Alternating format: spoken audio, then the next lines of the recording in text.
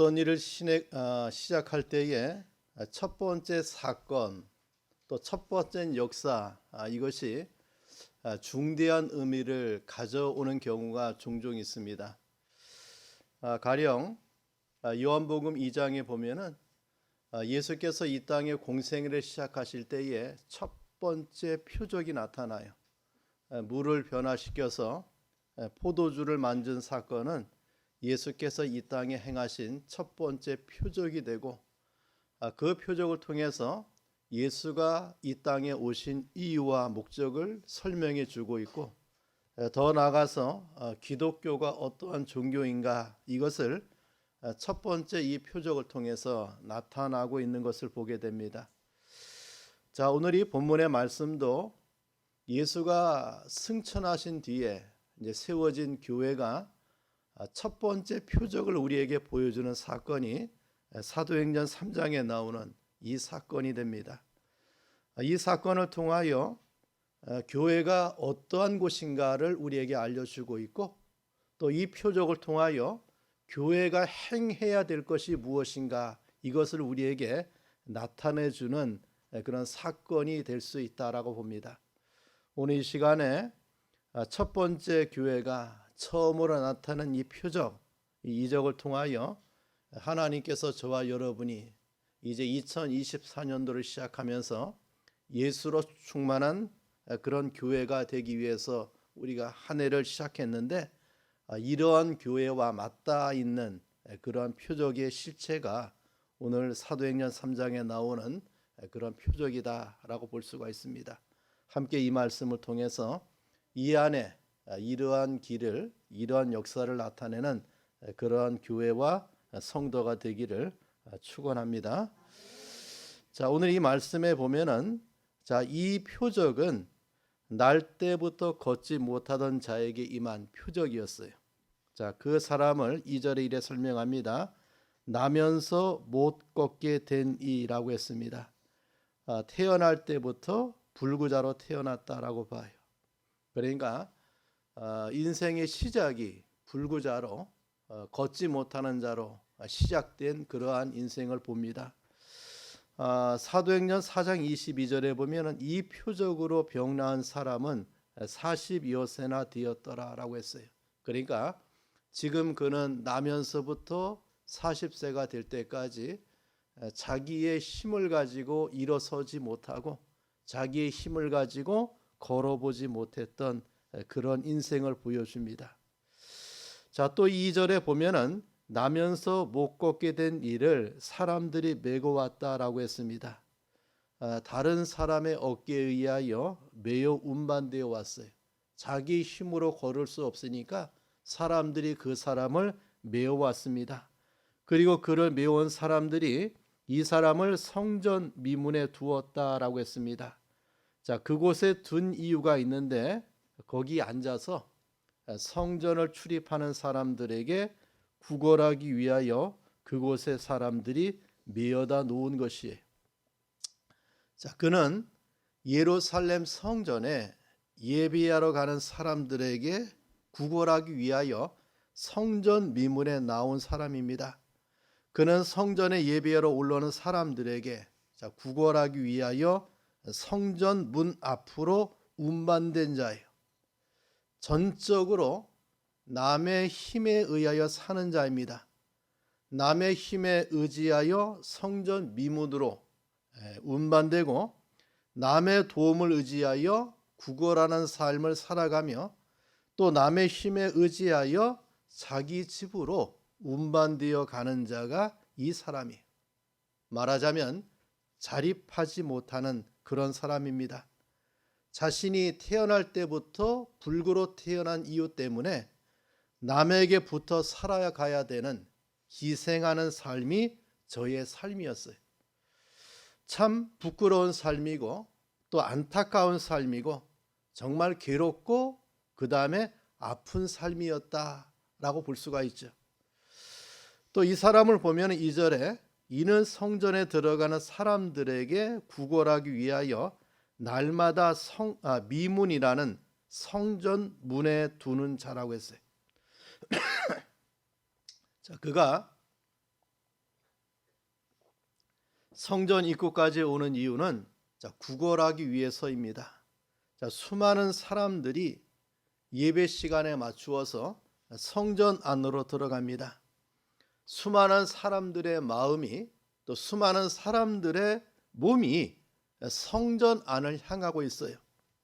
사람들은 예루살렘 성전 안에서 하나님께 예배드리고 또 그 성전 안에서 기도하고 또 하나님을 찬미하고 또 감사 예물을 드리기 위해서 그 성전 안으로 들어가요.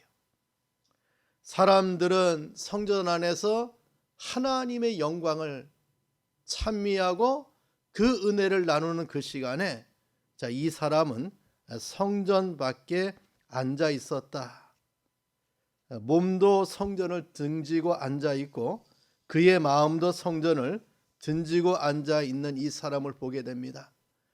성전을 향해서 오는 많은 사람들과 마주보기 위하여 저는 성전을 등지고 앉아 있을 수밖에 없어요. 저들의 동정을 구하기 위하여, 저들에게 구걸하기 위하여 그는 성전 문 밖에 성전을 등지고 앉아 있는 이 사람을 보게 됩니다. 그는 무엇을 얻을까 하는 생각 위에는 아무것도 없었습니다. 그에게는 하나님이 아니라 구걸이었어요. 그에게는 기도가 아니라 구걸하는 삶, 은혜보다 구걸이었고 감사보다 구걸이었어요. 이렇게 성전 안과 밖의 차이가 얼마나 분명한가. 그의 전 목적은 성전 앞에서 구걸하기 위해서 성전 앞까지 온 이 사람을 우리에게 보여줍니다. 여러분, 여기에 나면서 못 걷는 자 누구를 상징합니까? 그는 바로 하나님을 떠나버린, 원죄로 말미암아 이 땅에 태어난 영적 불구가 된, 완전 타락하고 전적으로 타락한, 완전 부패한 인생을 우리에게 예표해 주고 있는 거예요. 나면서부터 못 걷는 자가 되었다는 이 사실은 나면서부터 허물과 죄로 죽은 인간의 원죄를 생각나게 하고 있습니다. 사람은 나면서부터 죄인으로 출발합니다. 그는 나면서부터 육신의 기능이 마비가 되어 발과 발목을 사용하지 못했듯이 우리 인생도 나면서부터 하나님을 찾지 못하는, 나면서부터 하나님을 부르지 못하는, 나면서부터 하나님을 섬길 영적 기능을 사용하지 못하는 그런 자예요. 우리는 나면서부터 피조물에 기생하던 인생인 것처럼 나면서부터 하나님이 아닌 우상을 찾고 우상을 섬기고 사탄에게 붙어 살았던 인생들이 우리 인생이었습니다. 여기 나면서부터 앉아 인생의 삶을 살았던 그 사람은 바로 죄로 인하여 타락한 인생, 우리 죄인의 실상을 우리에게 보여줍니다. 힘없는 무능의 인생을 보여줘요. 예수밖에 있을 때의 인생의 참 비참함을 우리에게 보여주고 있는 것이 이 나면서 앉은 인생의 삶을 살아가는 이 사람이 우리를 이렇게 보여주고 있다라고 봐요. 또 이 사람은 얼마나 무의미한 인생의 삶을 반복하고 있는가. 우리 2절 중에 보니까 사람들에게 구걸하기 위하여 날마다 미문이라고 하는 성전에 두는 자라고 했습니다. 구걸하기 위하여 날마다 미문에 나온 사람이에요. 이 날마다라고 하는 말은 같은 일의 반복을 의미해 버립니다. 습관화되어 버리고 고정되어 버린 까닭, 사실을 말씀해 줘요. 이제 부끄러움이나 안타까움이나 괴로움이 없어져 버린, 그것이 마비되어 버린 상태를 뜻해요. 날마다 습관적으로 그 인생은 구걸하기 위하여 성전 미문에 앉아 있는 이 사람을 우리에게 보여줍니다.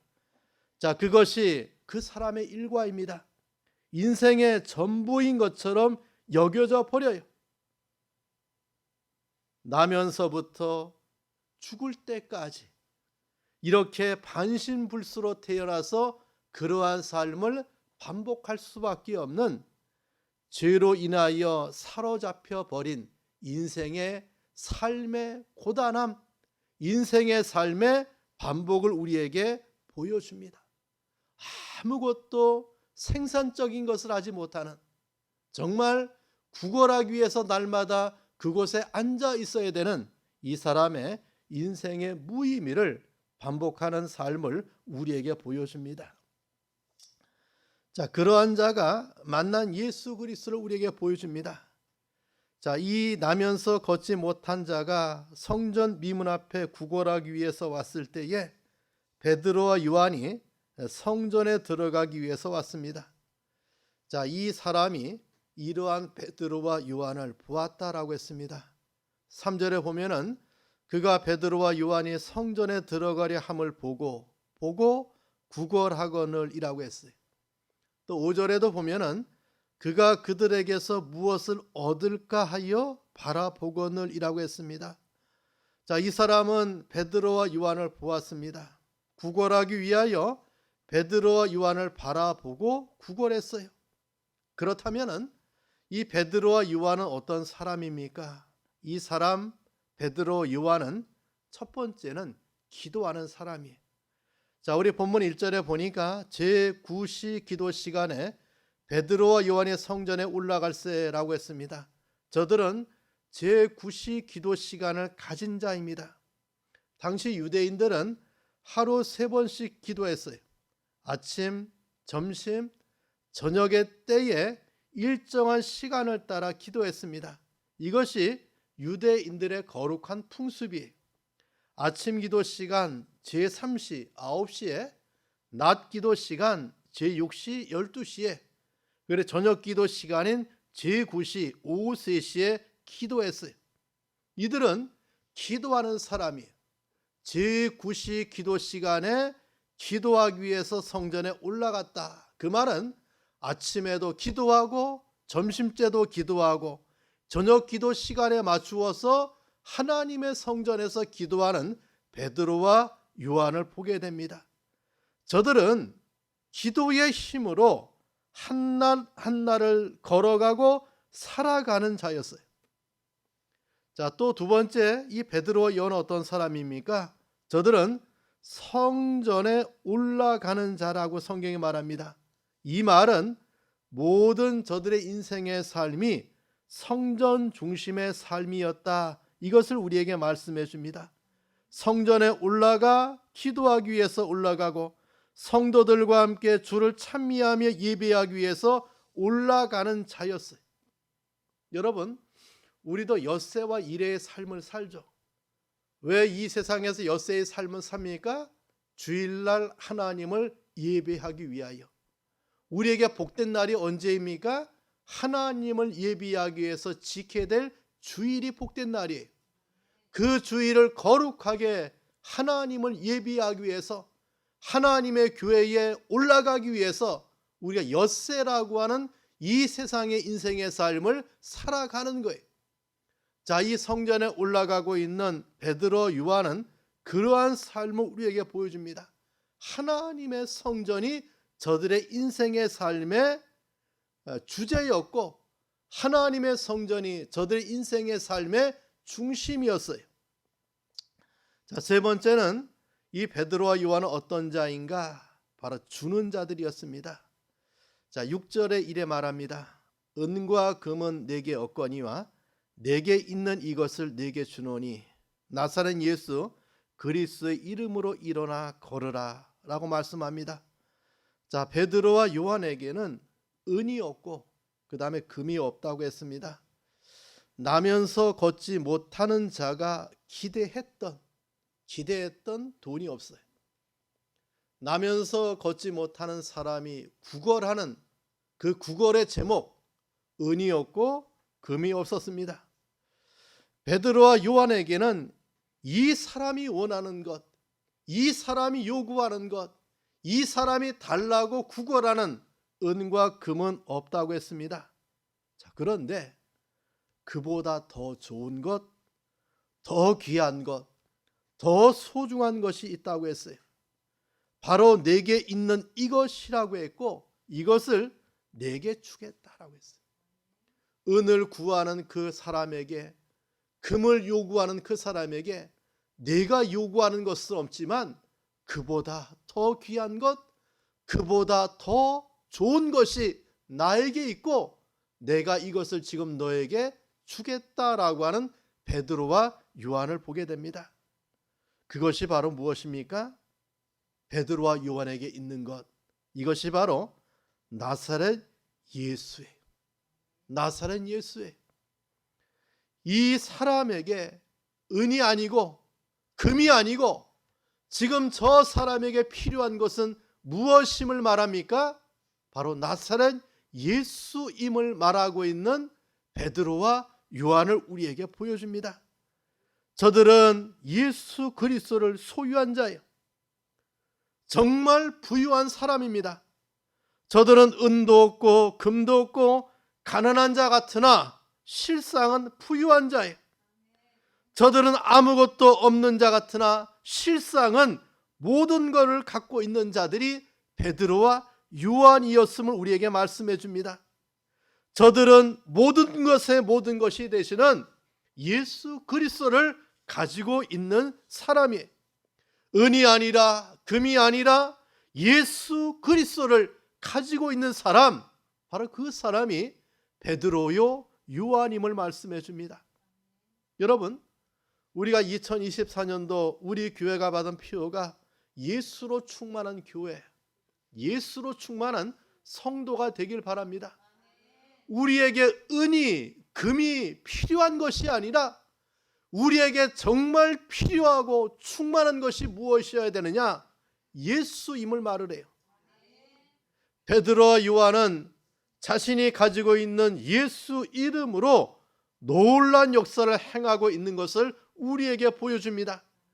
은의 힘이 아닌, 금의 힘이 아닌 예수 나사렛 그리스도의 이름으로 놀라운 능력을 행하고 있는 저들을 보게 돼요.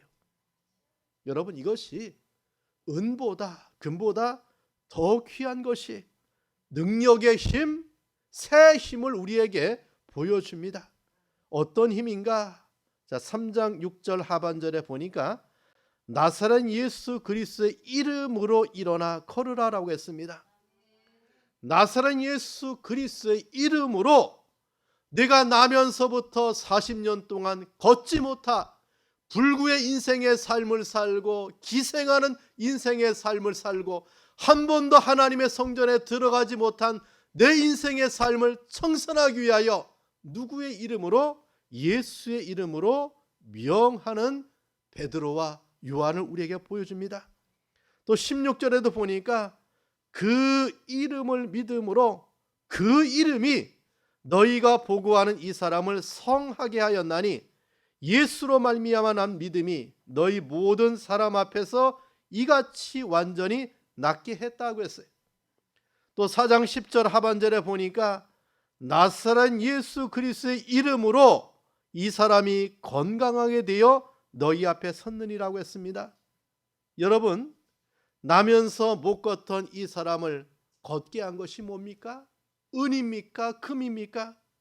바로 나사렛 예수 그리스도의 이름으로 걷게 하는 것을 우리에게 보여줘요. 예수가 이 사람을 걷게 했다. 구원의 이름, 메시아의 이름, 그 예수가 이 사람을 온전하게 하고 이 사람을 걷게 하고 이 사람의 인생의 삶을 바꾸어 놓는 사건을 우리에게 보여줍니다. 여러분, 이것이 어떤 은혜인가? 바로 예수로 충만했던 베드로와 요한이 저 불구자에게 주었던 은혜의 선물이었습니다. 자, 그렇다면 이 사람이 이 선물을 어떻게 받았는가? 자, 우리 3장 16절 말씀을 다시 봐요. 자, 그 이름을 어떻게 했다? 믿음으로. 자, 베드로와 요한이 나사렛 예수 이름으로 일어나 걸으라고 명할 때에 그 이름을 이 사람이 어떻게 합니까? 믿었다라고 했어요. 믿음으로, 그 이름을 믿음으로. 그 다음에 말합니다. 그 이름이 너희가 보고하는 이 사람을 성하게 하였나니 라고 말씀하고, 예수로 말미암아 난 믿음이라고 했어요. 예수의 이름을 선언할 때에, 예수의 이름을 선포할 때에, 그 예수의 이름을 가지고 이 사람에게 명할 때에 이 사람이 무엇을 믿게 됩니까? 예수 그리스도를 믿음으로 말미암아 이 사람이 완전케 되는, 그 병에서 건짐을 받는, 불구의 몸에서 온전케 되는 하나님의 역사를 우리에게 보여줍니다. 나면서부터 걷지 못하던 자가 걷게 된 것이 바로 무엇입니까? 그의 믿음이라고 했어요. 여러분, 우리가 예수로 충만하고 그 예수의 이름이 선포되고 그 복음이 증거되는 곳에 어떤 역사가 일어납니까? 그 예수를 믿는 역사가 일어나요. 그 믿음으로 말미암아 어떤 은혜가 따라옵니까? 죽은 자가 살아나고 병든 자가 고침을 받고 참으로 인생의 비참한 인생이 회복이 되어지는 하나님의 역사가 이 사람을 통해서 우리에게 보여주고 있는 것을 보게 됩니다. 자, 오늘 이 사람은 이러한 은혜를 통해서 그의 온전한 병이 고침을 받는 역사가 일어나는데, 이것을 가리켜 표적이라고 했어요. 4장 22절에 보면은 이 표적으로 나은 사람은 40여세나 되었다. 자, 성경은 말합니다. 표적으로 나았다고 했습니다. 또 4장 16절에 보니까 이 표적을 유명한 표적이라고 했어요. 자, 사람의 노력이나 힘이나 기술이 아닌, 의술이 아닌 하나님 자신의 역사를 가리켜 표적이라고 해요. 바로 예수의 이름이 선포되는 곳에, 예수의 이름이 증거되는 곳에, 예수의 이름이 말하는 곳에 어떤 역사가, 이러한 표적의 역사가 일어나고 있는 것을 우리에게 보여줍니다. 정말 예수의 교회는 예수의 이름을 세상 가운데 주는 것이 참된 교회예요.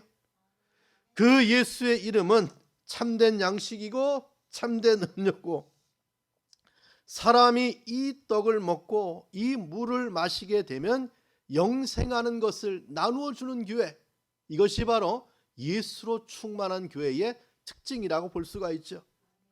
세 번째는 예수님이 주신 자유를 우리에게 보여줍니다.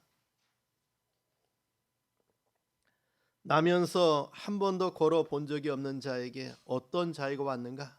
첫 번째 자유는 육신의 자유예요. 육신의 자유. 나면서 못 걷게 된 이 사람은 사도들이 내미는 손을 붙잡았습니다. 자, 그때 그의 발과 발목이 곧 힘을 얻었어요. 그러니까 8절에 말씀합니다. 뛰어, 그 다음에 서서 걸으며, 한 번도 해보지 못한 뛰는 일이, 한 번도 서보지 못한 자가 서는 일이, 한 번도 걷지 못한 자에게 걸음의 역사가 일어납니다. 정말 놀라운 자유를 우리에게 보여줘요. 40년 만에 걷지 못하던 자에게 찾아온 걸어보는 자유, 남의 힘을 의지하지 아니하고 내 발을 가지고 걸어보는 자유, 뛰어보는 자유, 이것이 예수 이름의 결과임을 우리에게 말씀해 줍니다. 자, 또 하나 생활의 자유가 따라와요. 이제 그는 구걸하지 않아도 되었습니다. 남의 어깨 위에 매여 다니지 않아도 돼요. 이제 더 이상 성전 문 앞에 앉아 있을 수가 없어요. 그 부끄러운 자리를 저는 청산하는, 자유하는 생활이 그에게 따라왔다, 그 말이에요. 이제 내 다리 가지고, 내 발을 가지고, 예수의 힘을 가지고 하나님이 지으신 대지를 밟으며 마음껏 차립할 수 있는, 마음껏 일할 수 있는 그런 인생이 되었음을 우리에게 말해줍니다. 더 이상 기생하는 삶이 반복될 수 없는, 이제 앉아있는 인생이 아니라 서서 하나님의 일을 하는 그런 자로 이 사람에게 생활의 자유가 따라왔어요. 자, 또 하나 어떤 자유가 따라옵니까? 영적인 자유가 따라왔어요. 그는 이제 처음 걷는 걸음으로 어디로 들어갑니까? 우리 3절 보세요. 8절 보세요. 자, 뛰어서서 걸으며 뛰어서서 걸으며 뛰고 또 서서 걸으며 얼마나 신기해요. 내 발을 가지고 이제 뛰기도 하고 서기도 하고 걸으면서 이 사람이 어디를 향해 갑니까? 그들과 함께 성전으로 들어가면서 사도들과 함께 성전에 들어갑니다. 그리고 말씀합니다. 하나님을 찬송하니 성전 밖의 사람이 아니라 성전 안의 사람이 되었어요. 그의 입이 구걸하는 입이 아니라 이제 하나님을 찬송하는 입이 되었습니다. 그는 하나님을 경배하고 하나님의 전에서 하나님의 은혜를 체득하는 이 사람을 우리에게 보여줍니다. 또 이 사람은 어떤 사람입니까? 자, 오늘 본문 11절에 보니까 나은 사람이 자, 베드로와 요한을 붙잡았다라고 했어요. 여러분, 이 붙잡다라고 하는 말은 그 사람과 삶을 같이 하겠다 그 뜻이에요. 이제 저들과 생사를 함께 하겠다는 행동의 고백이 붙잡다라고 하는 단어에 포함되어 있어요. 이제 40년 인생의 안진뱅이 생활을 청산하고 그는 누구와 함께? 베드로와 요한과 함께 인생의 새 출발을 함께하는 이 사람을 우리에게 보여줍니다. 어떤 삶인가?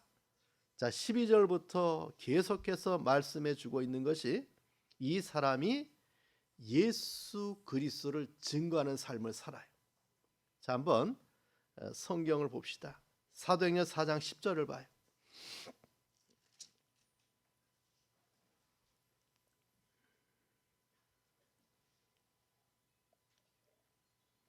읽어봐요. 시작.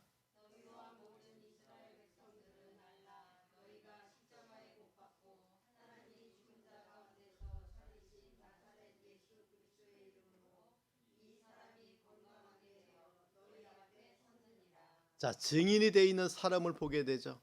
모든 사람이 아는 사람이에요. 40년 동안 예루살렘 성전 미문에서 사람들에게 구걸했던 누구나 아는 나면서 안전병이 된 이 사람이 이제 산헤드린 공의 앞에서 무엇을 합니까? 예수 이름을 가지고 온전케 된 모습을 가지고 사람들에게 증언하고 있는 사람을 보게 돼요. 또 14절 봅시다. 읽어봐요. 시작. 또 병 나은 사람이 그들과 함께 서 있는 것을 보고 비난할 말이 없는지라고 했어요. 자, 병 나은 사람이 서 있는 것을 보고 사람들이 비난할 말이 없어졌어요. 즉 무엇을 말합니까? 예수를 증거하는, 부활의 주님을 증거하는, 구원의 주님을 증거하는 이 사람을 우리에게 보여줍니다. 우리 사랑하는 성도 여러분, 자, 우리가 2024년도를 시작하면서 예수로 충만한 한 해를 받았어요. 정말 베드로와 요한처럼 우리도 이러한 예수로 충만해서 우리가 가진 것이 은이 아니라, 가진 것이 금이 아니라 내게 있는 예수를, 내게 있는 나사렛 예수를 줄 수 있는 성도가 되길 바랍니다. 우리 주변에 수많은 걷지 못하는 자들로 꽉 차 있어요. 날 때부터 지금까지 한 번도 하나님의 전에 들어와 걸어보지 못한 자들이 얼마나 많이 있습니까? 저들에게 나사렛 예수 이름을 주는 한 해가 되길 바랍니다. 나에게 있는 예수, 내 안에 충만한 그 예수가 나의 입을 통하여 나의 삶을 통해서 나타나고 주어질 때 거기에 저들이 불구의 몸에서 일어난, 저들이 하나님의 집으로 돌아오는, 저들이 예수를 찬미하는 사람으로 세워지는 하나님의 역사가 일어날 것을 우리에게 말씀해 주고 있습니다. 우리가 이런 은혜가 있는 귀한 한 해가 되어지기를 간절히 축원합니다. 자, 우리 기도하겠습니다. 오늘 우리 받은 말씀을 위해서 기도하시는데, 자, 우리가 예수로 충만한 한 해를 살아가기 위해서 내 자신이 예수로 충만할 때 우리의 삶에 이런 역사가 일어나요. 우리 교회가 예수로 충만할 때 이 교회를 통해서 이런 일이 벌어집니다. 하나님, 이 안에 이러한 은혜가 임할 수 있도록 위에서 우리 다 함께 통성으로 기도하겠습니다. 하나님 아버지, 감사합니다. 주연의 가운데 이 시간에 말씀을 통하여 예수로 충만했던 베드로와 요한을 통하여 나면서 불구되었던, 나면서 한 번도 걷지 못 그 인생이 예수 이름을 통하여 걷게 되는, 뛰게 되는, 서 있는 역사가 일어나 하나님의 전에 들어가 하나님을 찬미하고 또 하나님의 복음을 증거하는 이 사람 우리에게 보여주고 있음에 감사합니다. 하나님 아버지, 우리가 예수로 충만하여서 이런 역사가 일어날 수 있도록 주님이 은혜를 베풀어 주시옵소서. 하나님 감사합니다. 주연의 가운데 베드로와 요한, 예수로 충만한 사람을 통하여 나면서 불구되었던 사람이 예수를 만나 그의 삶이 온전해지게 되는 놀라운 하나님의 표적을 우리에게 보여주고 있음에 감사합니다. 내게 있는 예수, 내게 있는 예수, 그 예수 그리스도를 통하여 이런 역사가 일어나는 한 해 될 수 있도록 주님이 축복하옵소서. 우리 옥산교회가 또 우리 성도들이 예수로 충만한 한 해가 되게 하사 예수 그리스도를 통하여 이러한 놀라운 표적과 구원의 역사가 일어날 수 있도록 주님이 은혜를 베풀어 주시옵소서. 예수님의 이름으로 기도합니다. 아멘.